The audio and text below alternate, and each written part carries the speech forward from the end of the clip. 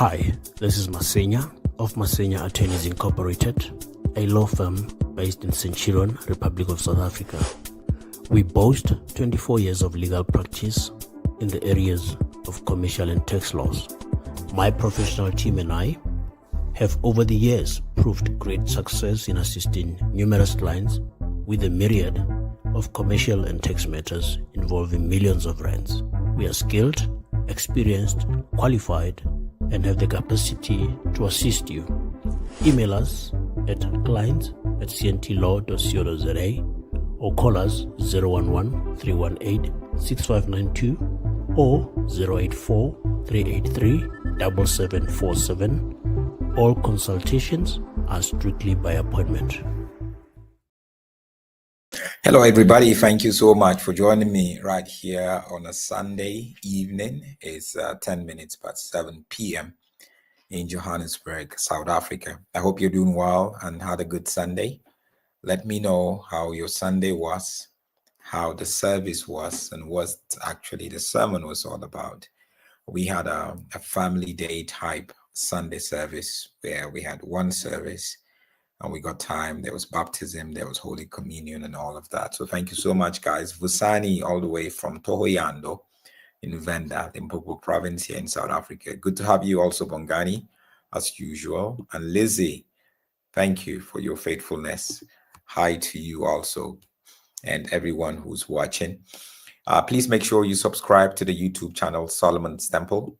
And if you are interested in any sort of YouTube training and mentorship, I offer that. Get in touch with me using this number and we shall talk about it. So we definitely have a situation. There's been a lot of war going on for quite a bit now in the Congo, DRC, that is. And because of that, we actually have different opinions about it. I mean, the background is in DR Congo, there's war going on between the M23 rebels, which are empowered by the Rwanda government, because they are like Rwandese in the country of Congo who ran away during the war, and they felt the Congolese government is not really treating them right because they're now Congolese and all that kind of thing from history. So they have a rebel who is really advancing and taking territories over and over again. But behind the scene, what a lot of people don't know is part of the rebels, there's like it's like Islamic rebels also involved in this whole situation. And sadly, we don't get to hear about that, but it's been happening. There's huge persecution going on against Christians in a very despicable way. And I'm going to play you a video by one of the Christian leaders who's just giving feedback about the situation that Christians are actually facing in the Democratic Republic of Congo. Now, when this video was made just, I think, about a week ago, it was said that over 70 people, he gave an instance of just 70 people who were abducted, over 70 people who were adopted and taken to a church. And guess what happened? They were adopted by this Islamic terrorist group and they killed them. And now the number has been rising. And of course, the first thing is the time to pray. Or the second thing also, we need to create awareness around it, because we don't hear about that. We just only hear about, we thought it was a fight between the government of Congo and the rebel, the M23 rebels. But it's just more than that. The rebel group M23 is more than that, guys. So let me play you this video. I want you to please pay attention. Out of this video, you would get prayer points. Out of this video, you would understand the situation on ground in Congo. And out of this video, we would now have to sit down and ask ourselves, how do we support the people in Congo? Watch it. On Thursday, February 13, 2025, at approximately 4 a.m., the village of Maiba in the Democratic Republic of Congo was surrounded by gunmen from the ADF, an Islamic terror group with ties to ISIS. In 2 separate attacks that day, the terrorists came hunting for Christians in the village, abducting 70 people, men, women, children, and the elderly, and forcibly marching their terrified captives to another nearby village called Kasanga. They tied their hands behind their backs and led them to a church in the village, brought them into the sanctuary, and beheaded them. How can this be?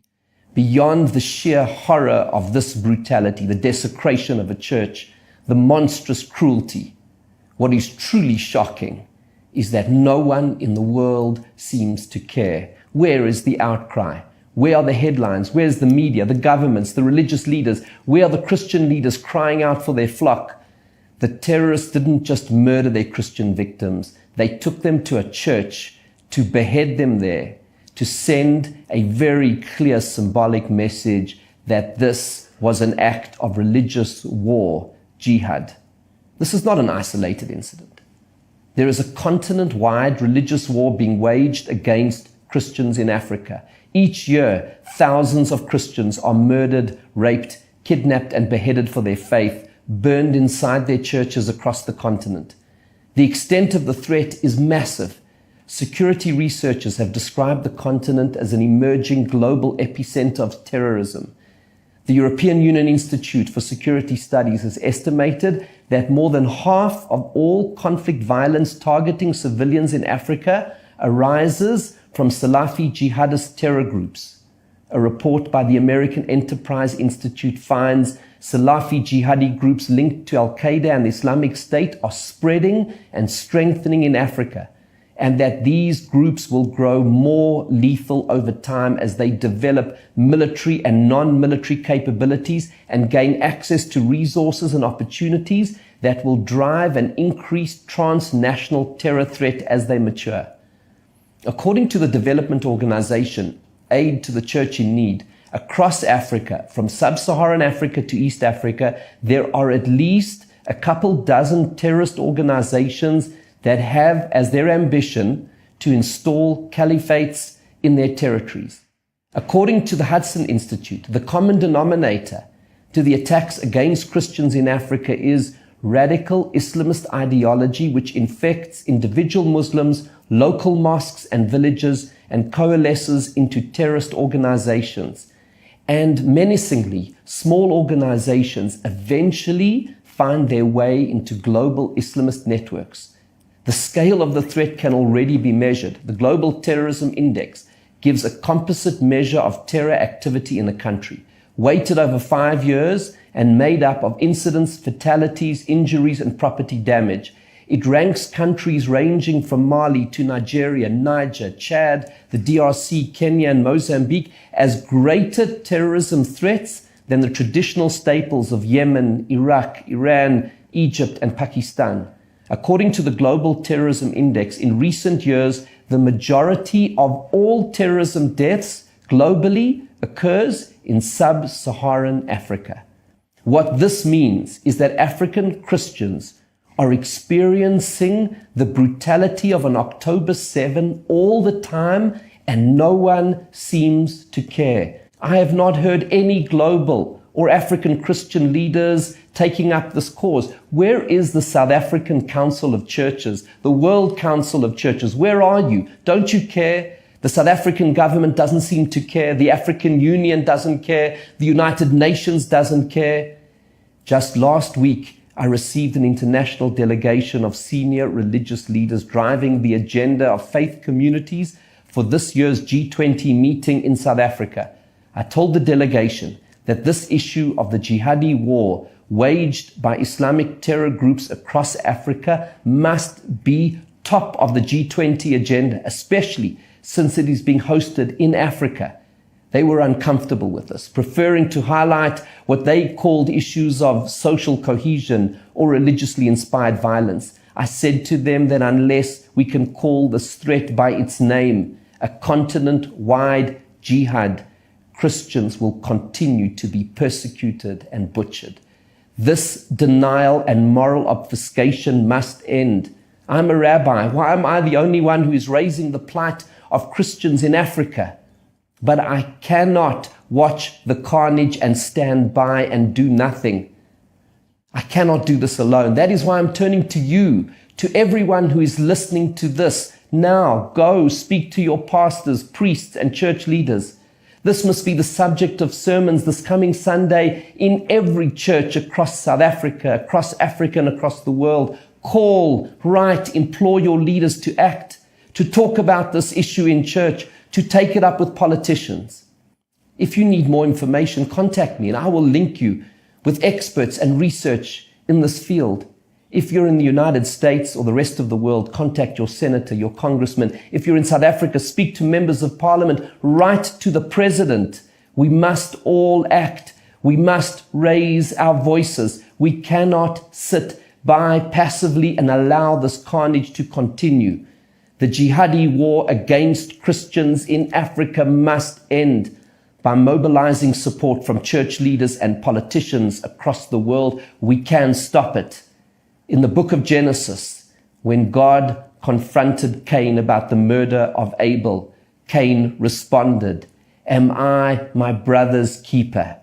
And God said to him, "What have you done? The blood of your brother cries out to me from the ground."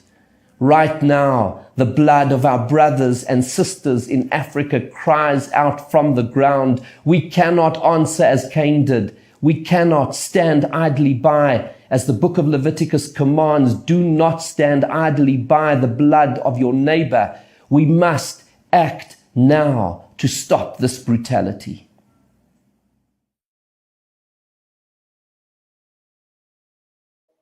Well, that is from Rabbi Warren. It's a reality on ground, guys. You do not get the mainstream media talking about this. And this is not just only a case of the Congo. There's quite a lot of that happening in Sudan, in Nigeria, in Syria. There's quite a lot of it. So we need to really wake up. Yes, we need to pray. But how do we put pressure on our government, on our pastors, our leaders to put pressure on the government, members of the parliament or the senators or politicians to put pressure? That's how it should go, people. Persecution is a reality. Women, children losing their lives, villages conquered by these jihadis. We need to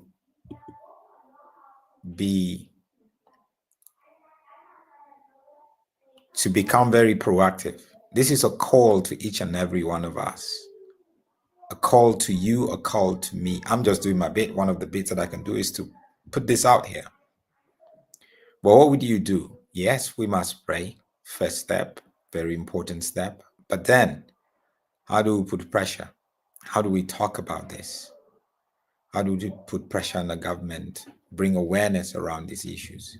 This is very important. And as we pray and do all of this, may God continue to give us the grace as we remember our brothers and sisters who have been persecuted all across the continent. God bless you.